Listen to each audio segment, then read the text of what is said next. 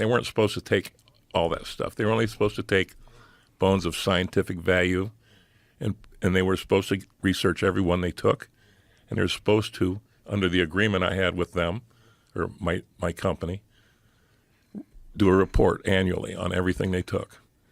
And it was a tripartite agreement with the University of Alaska, AM&H, and my company, Fairbanks Exploration. And they didn't do any of it. And when I bought the company, I went to the University Museum, and the curator there, I said, I bet you know why I'm here. He goes, I think I do. I said, I want the bones back. He goes, let's go to New York City. Let's go get them. So we all went to New York City to get them. And they gave me a nice tour downstairs of the basement, showed me the tons and tons they had done there. Hundreds and hundreds of mammoth tusks. Really? In those the wooden crates and everything else. And what are they doing with them? Nothing. They're supposed to do reports and research on them. They haven't done anything in 100 years. So is it because they don't have the funding to do the work on them, Because, and they just want to store them because they're pack rats? Like, what are they doing? Well, they don't have the stratigraphic information about where that stuff comes from. Oh, you have that. I have all of that. Yeah. And one of the authors of that report I read last year was trying to get us together so we could make some sense out of this collection. And like Drew and I were talking earlier, it's like a 1,000-piece jigsaw puzzle. I only got 20 pieces. I want the whole thing on the table, and we'll research all of it. Because the secrets to the extinction event are in those bones. Yeah, it seems like it. It is.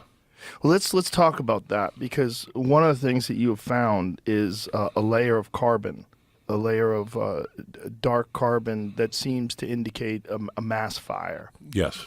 And that where the animals are, it's so unusual that there are so many bones in this same sort of layer that exist in one place. Yep. That something had to happen for them to all die in that one spot. And this is something that Randall Carlson has pointed out before. They found the other places where, I forget where the other places were. Was it Siberia, where they found massive amounts of mammoths that were all in one area that seemed to have died instantaneously? Some of them with like broken leg bones that seemed to have died because of an impact or the force of the impact. But like I told you last time, I think it's all secondary deposition from water. That because there's such a wide spectrum of them and very few mummified remains, although we found some this summer. And I think I told you last year that the oldest sample we took was 22,000 years old. And some people, I have that Ice Age Fossil Works, buy little shards of ivory. And I told the one guy, I said, why don't you carbon date it if you want to know the story? So he sent it off to a lab and had it carbon dated, 40,000 years old. Wow. So there might be enough in there for 2 dryas events. Which is probably likely. Could have. Yeah, what Randall and Graham Hancock, what they believe, and the Younger Dryas impact theory proponents believe, is that distinctly something around 11,800 years ago, and then maybe something also around 10,000 years ago. But that doesn't preclude or that doesn't dismiss the idea that there could have been 30,000 years, 40,000 years. There could have been multiple events. Could have been. Because of this time that we pass through this comet shower. It's every June and November, I believe. And I've posted that picture before of the burnt bedrock and the gravel above it. Yes. See if you can find that photo, Jamie, because that's fascinating too, because that seems to indicate that something massive happened. Something did happen. Yeah. And the problem with this deposit, now, I got to be careful what I say after last time. What would you do? When I was here with you last time. Did you get crazy? What'd you say? I'm afraid I bullshitted you a little bit. In what way? Because when I got back to Fairbanks, my surveyor comes up to me. His name's Albert. He says, you got a lot of nerve bullshitting them like that. I said, what are you talking about? He said, you told him the site that you dug all these up in is 5 acres. I said, yeah. He goes, it's 2.1 acres. Oh. Okay, I'm going to tell him I'm sorry. So, Joe, it's even small. Well, I apologize. That's actually even more insane, right? So do you think that this is like the water had washed these bodies into a very specific area? I think there's a bigger system of water in play that we don't really understand yet.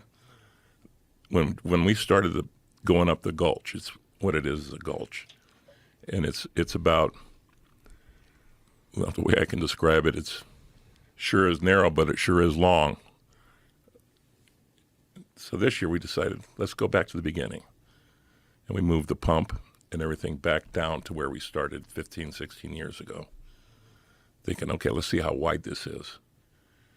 As soon as we started doing it, we started finding more tusks, more animal parts, more of everything.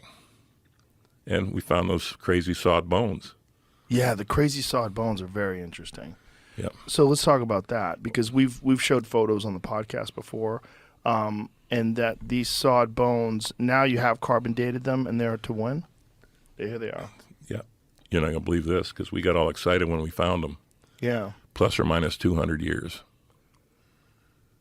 They're 190 years. So what kind of animal are these from? I don't know. But they're 200 years old. 190. Here, I brought one with me. Oh, really? This is the story about how these were found. Is I got a call one day. I was out there at the boneyard. My daughters have a tourist business around the corner a little bit called Gold Daughters. And Elora called me up and goes, Dad, there's a state trooper over here wanting to talk to you. And I look around my truck to see what I got in it. I said, okay, I'll be right over. I go over. And we had some stuff going on at the time. And I didn't think there was any reports filed any place. But I go over there and introduce myself to this guy, and his name's Eric Spitzer. He's the head state trooper in Fairbanks. He says, I was just out in the neighborhood. I wanted to come by and introduce myself. I saw you on Joe Rogan's podcast. I love fossils. I love what this is all about. It's my kids like to look for bones, and I take them out in the woods and we look for stuff, and I just wanted to come by and introduce myself. And the excitement in is just him talking to me. I said, well, follow me over. I'll go show it to you right now. So we went over to the boneyard. He got out and he looked around. He just couldn't believe it. He picked up some bone parts. I said, well, now you're a boner. You just got to find one. And we bullshit a little bit. He goes, do you mind if I bring my kids out sometime? I said, bring them out this weekend. We'll fire the pumps up. I'll turn you guys loose, and then we'll come check on you once in a while. I overdo kindness. I know that most of us try to find this, but your love, it stains stuck in my veins. Your love is in my veins. You give me pain. Your love is in my veins. Take you twice a day. Your love is in my veins. You give me pain. Your love, it stains stuck in my veins. I bleed love, please don't hurt my trust. You know you're all I need, I lost. Just you can't bruise my body no more.